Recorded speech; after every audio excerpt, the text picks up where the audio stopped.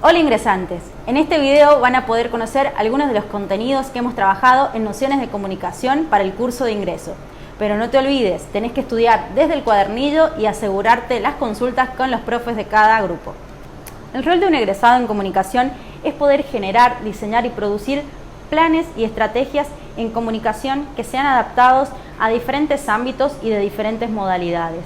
Esto quiere decir que la comunicación ya no es solamente una tecnología, sino que está relacionada con todos los ámbitos sociales y se puede estudiar desde diferentes miradas. Siguiendo a Romina Schneider, tanto los términos de comunicar como de comunicación tienen que ver con una acción comunitaria de poder poner en común, frente a otro. Pero esta definición fue modificándose a lo largo del tiempo y a lo largo de los años y de los diferentes procesos sociales y económicos. En el Renacimiento, la postura de la comunicación cambió de acuerdo a un proceso socioeconómico en el que la burguesía empezó a tomar relevancia. Fue de esa manera en que empieza a aparecer el concepto de mercancía y la comunicación quedó ligada a la idea de un objeto que se puede intercambiar. Es entonces que en este contexto, en el Renacimiento, comunicación es un intercambio de cosas. Durante el siglo XVIII, en el resurgimiento del capitalismo industrial, la comunicación pasó a denominarse como un medio.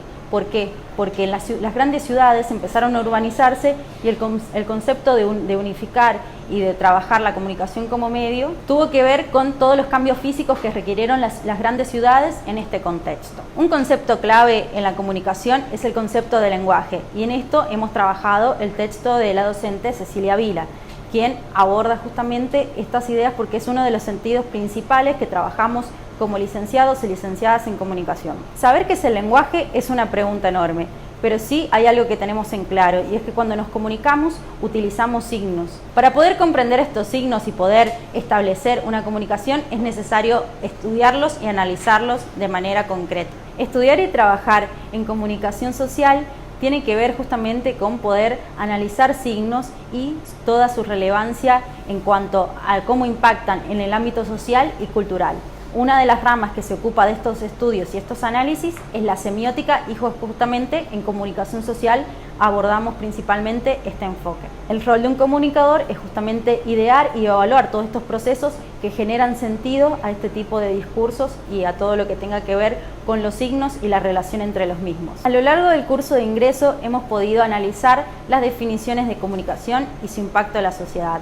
Uno de estos tiene que ver justamente con un texto de Alicia Entel que aborda la comunicación desde una perspectiva sociocultural. Alicia Entel retoma esta idea de la comunicación como un trabajo en común, donde los códigos están en permanente conexión y en permanente transformación y tienen un rol histórico. La presencia de codificaciones remite a su vez a otra cara del concepto de comunicación, que son las mediaciones. Siempre que nos comunicamos, por más directa y lineal que parezca una comunicación, siempre hay una cantidad importante de mediaciones. Otra de las cuestiones que abordamos en el curso de ingreso tienen que ver con el derecho a la comunicación. Desde la Defensoría del Público nos hablan de que la comunicación justamente es un proceso que se realiza de manera grupal y en constante relación con otras personas. Esto quiere decir que la comunicación no es un simple ida y vuelta. Hay múltiples formas de ver el mundo y hay múltiples formas, por ende, de comunicar. Y para eso es que están los medios de comunicación a la hora de poder mostrar estas maneras de ver el mundo. Y en este sentido es que es necesario y es clave tener en cuenta qué rol tenemos nosotros a la hora de usar y de consumir medios de comunicación. Es fundamental que la comunicación sea garantizada como un derecho humano inalienable, en el que podamos expresar y dar a conocer nuestras posturas. Para que esto sea concreto, años y años se han trabajado en poder plasmar justamente este derecho en la Constitución Nacional y en los diferentes pactos y tratados internacionales.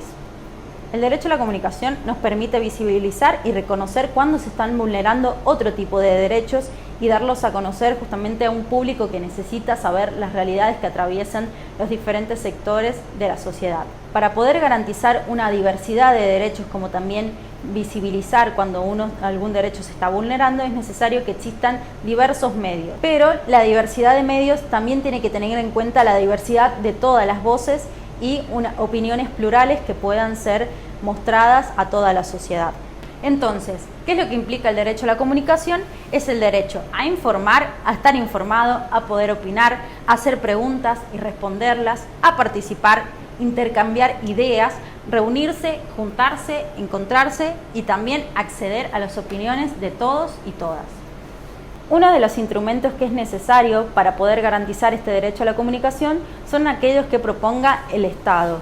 En Argentina, la Ley de Servicios de Comunicación Audiovisual es justamente uno de estos instrumentos que tiene el Estado para poder regular los servicios de telefonía y radiofonía.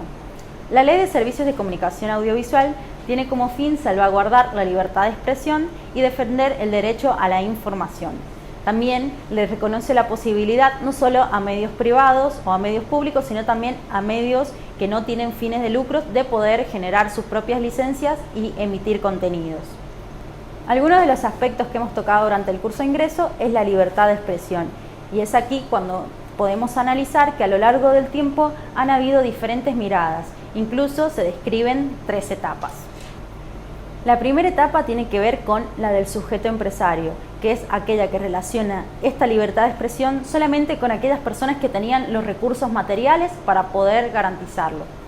La etapa del sujeto profesional tiene que ver con aquellas facultades de aquellos que trabajan en empresas informativas de poder dar a conocer sus contenidos. Y la del sujeto universal, que es la última y que es la que tiene que ver con la que abordaremos a lo largo de la carrera, tiene que ver justamente con esta libertad que abarcó inicialmente a los medios, a quienes podían producir, pero a futuro tuvo en cuenta a quienes trabajaban en medios y luego a todos y todas las personas. Finalmente, cuando hablamos de comunicación humana, podemos analizar 2 aspectos o 2 tipos de comunicación. Por un lado, la comunicación verbal y por otro lado, la comunicación no verbal. La primera comprende aquellos que tengan que ver con la oralidad, con la comunicación oral. La segunda tiene que ver con el lenguaje corporal y los gestos. En cuanto a los componentes que interactúan en un proceso comunicativo, podemos hablar el emisor, el receptor, el canal, el código, mensaje, la situación, el contexto y la retroalimentación. Estos son algunos de los contenidos que hemos visto a lo largo de nociones de comunicación en el curso de ingreso. Pero recuerden, es importante que estudien desde el cuadernillo todos los contenidos y que asistan y accedan a todas las consultas con sus profesores.